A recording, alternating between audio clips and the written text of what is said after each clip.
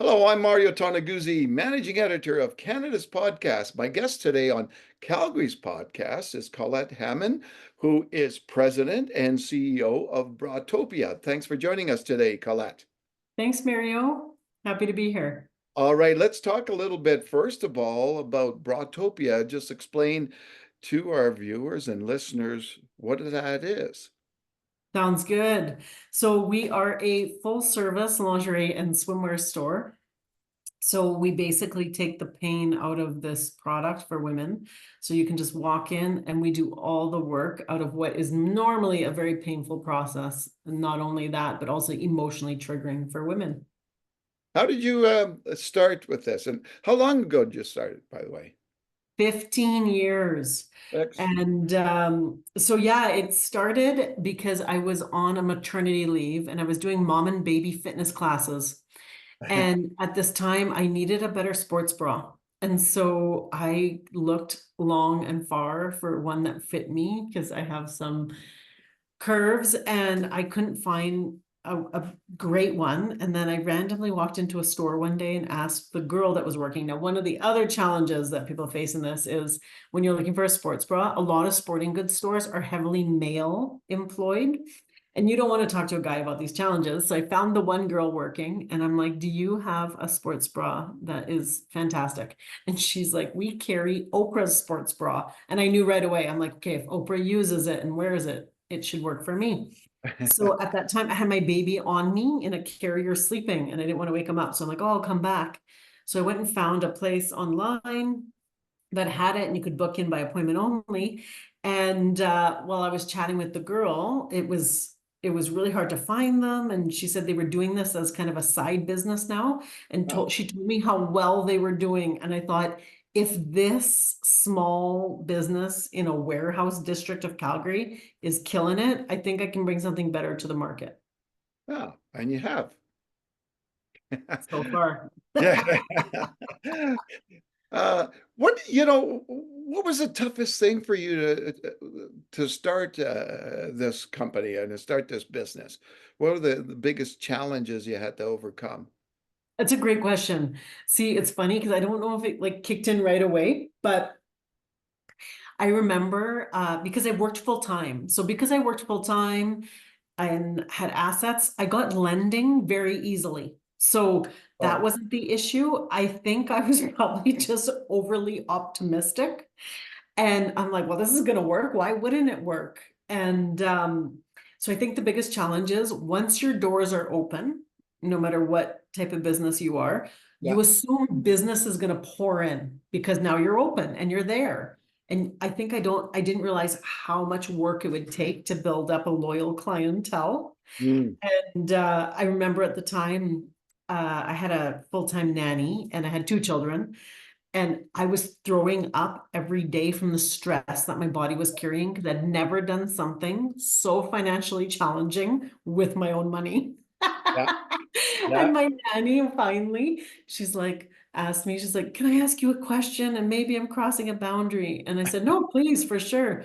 And she's like, are you pregnant again? And I'm like, oh God, no. She's like, oh, thank God. I said, it's just the stress of opening my new business. And she's like, I've been going to church every Sunday and praying for you.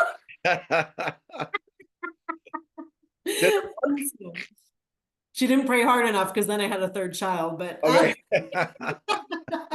but yeah, it's one of these things, and one of the jokes I do make to people, I'm like, there's three things nobody would do if they actually knew what the journey was like. I'm like, get married, have children, or open a business. Thank God for optimism. Yeah, yeah, exactly. Oh, interesting. Yeah. So, can you give me a sense from 15 years later, like For sure. where how the brand has grown over Of that? course. It's so, and what's so interesting is because when you stay on top of what's going on and you're doing SWOT analysis, and some businesses saw things coming that would wipe them out and others didn't, is 15 years later, what I've seen has been our strength is truly the service component. Mhm. is that no matter what age women are, we know so little about bras because we get told that it should be a certain way by somebody mass producing, that when they come in, they're looking for the education and the service, and that's what's kept us going. And then I think the other part, which is a market that most people aren't chasing because people always want what's young and new and exciting, Yeah. is we really focus kind of on Gen X and boomers. And so that market, they still want to know, what am I buying? What's the quality? They ask a lot of questions and we have those answers. So I think those are the things when I look at even like our 15-year legacy, what's kept us going, and then just always seeking out like the brands we know that are solid, Mm. which some of those brands are third and fourth generation ran from all around the world. Yeah. So it's very interesting to see what has worked. Are you surprised you're still doing this 15 years later? Yes, I am. I'm Why, like, why are you surprised? Because of okay, chips at the because beginning, or okay, I think it's twofold. okay. But I think this is where you realize that you really have entrepreneurship in your blood or you don't. Mm. I remember the piece, so I used to work in corporate and I opened this while working in oil and gas, and you got paid twice a month, no questions asked. There was no if, ands, or buts. Yep. Twice a month, your account increased. And carrying, like, you need guts of steel for a lot of entrepreneurship, and carrying the challenges after 15 years. And so it's funny because even in a summary conversation yesterday, there's been an economic crash, the one in like 13, 14. Then we have pandemic. You had crazy increases in property taxes, which get passed on to tenants from our city of Calgary. Yeah. And so there's always something that you can make the best predictive business plan in your life that you don't see coming. Yeah. And so, yeah, and so there's times that I still go back to thinking like, God, it was so much easier to get paid twice a month. And But that's most true. entrepreneurs, and I identify to this group, we could never go back to having to answer to a boss. Yeah. No, I know. So, I know. It's yes, it's different once, because my background, I was 35 years in an office at the Calgary Herald, it's incredible, until I got my walking paper, so to speak. right? And so 9 years later, like coming up in 9 years in January, but uh, you know, I could never see myself going back, yeah, to that kind of, I'm going to say lifestyle, but work style, I guess, if you No, would it's put it that true. way. It's once you taste that, it's hard to get it out of your blood, And right? like the one that I laugh about, and I'll challenge you on the most, can you imagine putting in a time off request now, 9 years later? Yeah. So I had yeah, I had blanket periods of time where I couldn't take time off, right? Yeah, of course. yeah, and so that's the way. But so, what were you doing before this? Well, and it's fun. Sorry, even just going on to your career. I remember one of my very first jobs was delivering newspapers in my Oh, hometown. So cool. never could you have convinced me then with what I was doing that Yeah, newspapers wouldn't be as prevalent yeah, today. I worked in corporate in oil and gas. I have a background in tax, and so I knew a lot about tax. And then I kind of switched careers a lot, and then I'd done my master's. So I went and did an MBA and started working in supply chain. And it was also an interesting time because my very last projects, and I'm going through the years because it was a maternity leave that kind of Oh, switched me okay. Yeah, into the life change too. This was like 2011, 2012. Oil and gas was booming. Projects were going up everywhere. And yeah, so everything we were analyzing was about like scarcity of resources, people, products, and specialists. And how are we going to keep up with this? And then obviously a year and a half, two later, there was such a big crash that I worked in a department. This was another sobering moment that I'd made a good choice, even though it's a challenging one. I worked in a department that had, I think, 350 people at the time. And I went to a Queen's alumni event, ran into a former colleague, and he said, "Do you know how many people work in our former department now?" And I said, "No." He's like, 65. Oh, yeah. And so you hear these things, and even Yeah, if you're having a bad day, you're like, okay, I still have some control over what I'm doing. yeah, exactly.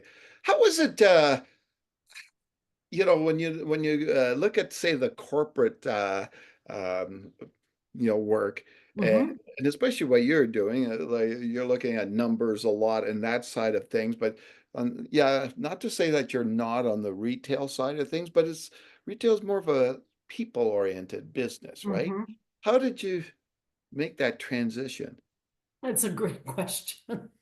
So even when I was growing up, I worked a bit, like I had a couple fast food jobs and Yeah, worked at 7-Eleven. yeah, So those were kind of my entry level, learn how to yeah, have a job careers. And I never even worked in a retail store.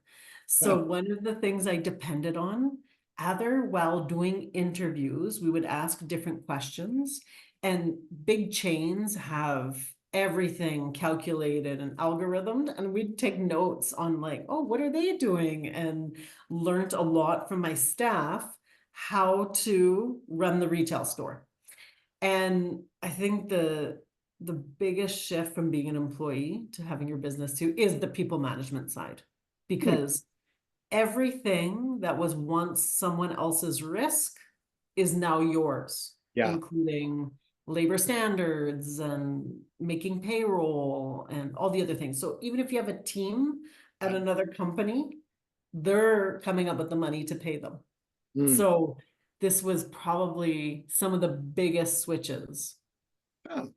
What kind of a person do you think it takes uh, to be a success as an entrepreneur? As an entrepreneur, well, onto my other joke, you have to have had childhood trauma and adult ADHD.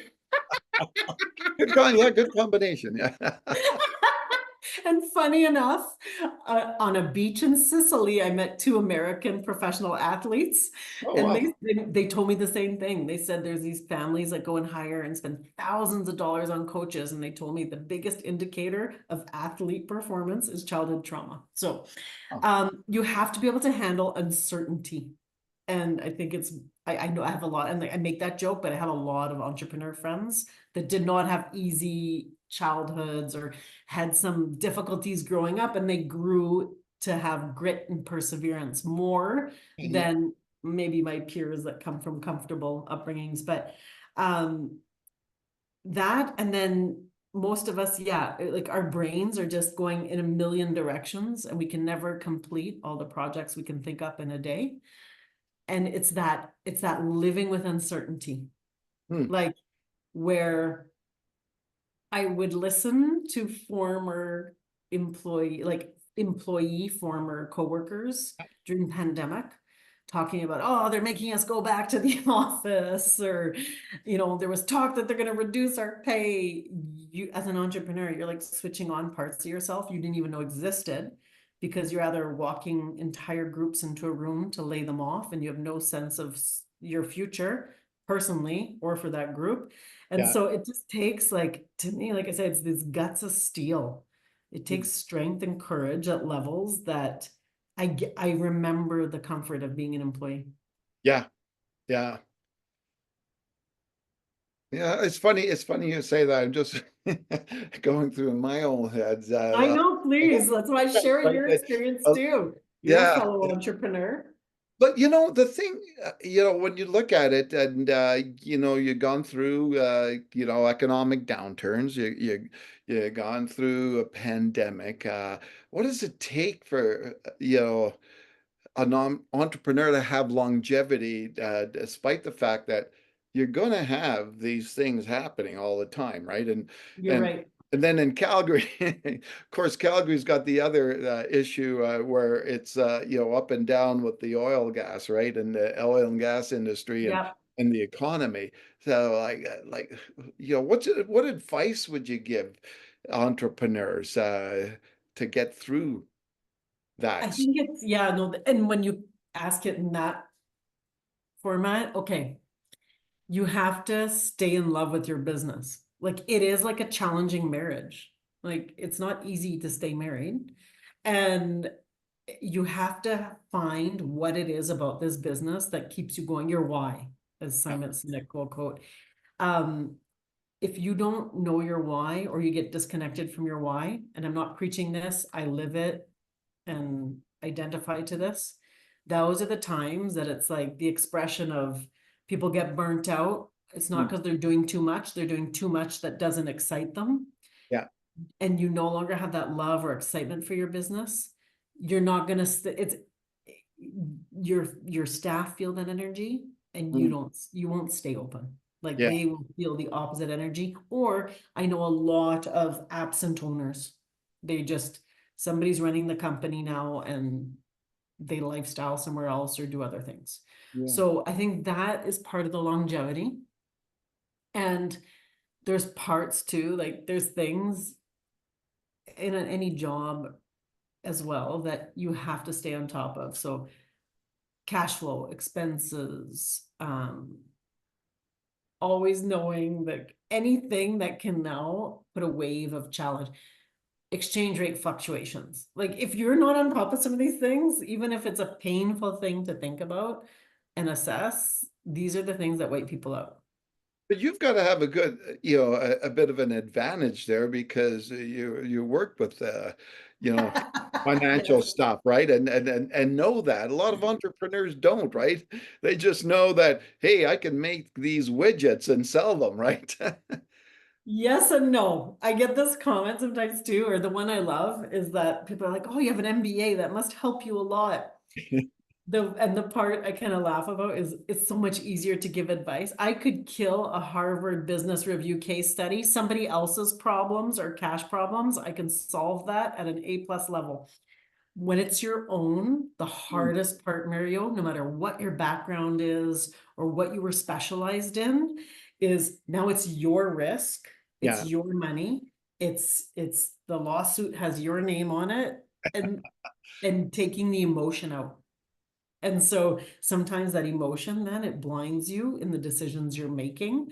And I think that's also why some businesses stay open, is there is this love that even if this business hasn't been fruitful for a year or two, or it hasn't provided you wealth or Bahamian island, you have this love that keeps you going. And yeah, back to the why, that there's something in it that yeah. motivates you. What in building your business and Mhm. from the beginning, like, did you have any I guess, for lack of a better word, role models that you looked at, whether they were through books or entrepreneurs that you saw out there or any out there that kind of showed you the way, so to speak. No, great question. I think when I look at where I had influence from, well, twofold. A, I was raised in farming, Hmm, which at one point in my life, I never looked at it as entrepreneurship, cool.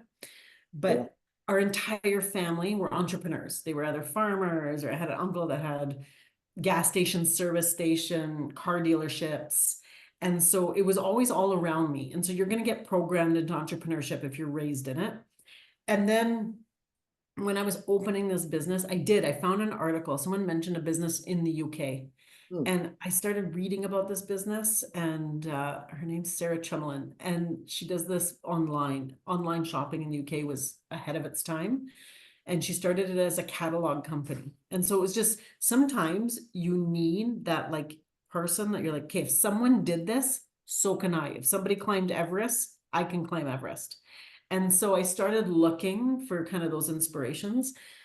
There's a lot of obviously very bold female entrepreneurs in the market now, between like Sarah Blakely's the founder of Spanx. I saw a lot about her. She was inspiring. hmm. But I mostly, when I go and look for an entrepreneurship story, I like call it a rags to riches story. I love hearing like that phoenix rising, Yeah, or that it came out of nowhere. that inspires you. Always, because it just gives you that, like, if they can do it out of these circumstances. Like, Hmm. for example, Joy, if you saw the movie, the lady that invented the cotton mops. Uh-huh. And so like she went through hell and back in her own life, struggling, and then came up with an idea, still went through hell and back, and then eventually made it. And then it's also about giving back and helping others, which you see at the end of the movie that she now mentors other entrepreneurs. So I imagine like all entrepreneurs, you're busy at work, and mhm, obviously you have a family and busy with that. Like, mhm. do for yourself to kind of relax and enjoy things. That's a great it's a great question. It's always like a triggering question. No. Okay, I'm huge on travel. And so my ultimate travel is like when I can go somewhere, be immersed, experience something new, so Yeah. I can feel that discomfort of what I know is as my everyday, because family life involves a lot of routine and that can get a bit boring. And so when I go somewhere that I've never tried the food, or I'm not hearing English anymore, that's just my heaven. But on the other hand, my life doesn't always allow for great adventures. So I've perfected the 36-hour adventure, I call it. Oh, So it needs like a maximum 2-hour flight. And if I can leave super early, 5, 6, 7 a.m., oh yeah. and come back the following night, even what I can pack in those like 36 hours between tours and restaurants and sites, you'd be Yeah. amazed what you can pack in like a little city getaway. So I Oh, do that. And then I'm also a huge person on downtime. So I do a lot of reading, and I have a love of learning that's insatiable. So I'm always learning something in more personal about consciousness, or psychology, or experiencing sound baths in Bragg Creek, or yeah. trying to just get away from those demands, because yeah, the demands start as an entrepreneur when your feet hit the floor, Oh especially when yeah. you have kids, till you actually fall asleep. It's not when your head hits the pillow, because your brain doesn't stop. But you obviously seem to do things on that side. Do you think a lot of the entrepreneurs don't, and that's where they get into serious problems, right? Which, in the fun part, or Yeah, and just doing stuff outside of their work, right? And it's a okay, I think what happens is it is a huge burnout industry, but it's just one of these things that you still have to keep operating through burnout.